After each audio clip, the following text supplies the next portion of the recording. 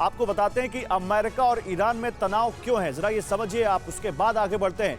देखिए, आप इस पूरे मामले को समझिए। दुश्मनी की शुरुआत हुई थी 1953 में, जब यूएस की इंटेलिजेंस एजेंसी CIA ने ब्रिटेन के साथ मिलकर ईरान में तख्ता पलट करवाया था और वहां के सुल्तान को वहां से गद्दी से हटा दिया था। उसके बाद क्या हुआ आप समझिए। ये तख्ता पलट हुआ और यहीं से जानी दुश्मनी शुरू हो गई। यूएस एजेंसी CIA ने ब्रिटेन के साथ मिलकर ईरान में तख्ता पलट करवाया। PM मोहम्मद मोसादिक को हटाकर शाह रजा पहलवी को सत्ता दी गई। ईरानी क्रांति हुई 1979 में, यह भी बहुत अहम है। आयतुल्लाह पश्चिमीकरण और यूएस पर ईरान की निर्भरता के सख्त खिलाफ थे।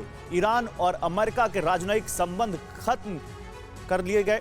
दोनों के बीच राजनयिक संबंध उसी दौरान खत्म हो गए और एक बड़ा दूतावास संकट पैदा हुआ उसी दौरान 1979 से 1981 के बीच, जब तेहरान में ईरानी छात्रों ने यूएस दूतावास को कब्जे में ले लिया और 52 अमेरिकी नागरिक 444 दिनों तक, मतलब समझिए करीब करीब आप 1.25 साल या उससे भी ज्यादा दिनों तक वो बंधक रहे।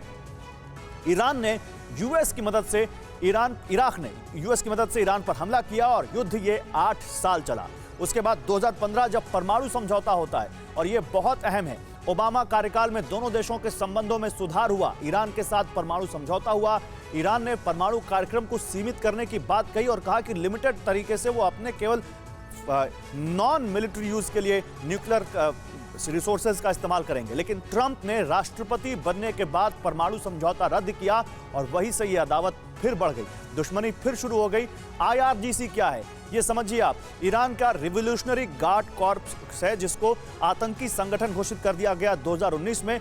अमेरिका ने ईरान की सरकारी सुरक्षा एजेंसी को आतंकी संगठन घोषित कर दिया और ईरान ने भी अमेरिकी सेना को आतंकी समूह करार दे दिया। और यहां के बाद फिर आता है 2020, जब ईरान की सेना के सुप्रीम कमांडर कासिम सुलेमानी की अमेरिका हत्या कर देता है। यूएस ने ईरान की कुद्स फोर्स के प्रमुख मेजर जनरल कासिम सुलेमानी की ड्रोन अटैक में हत्या कर दी।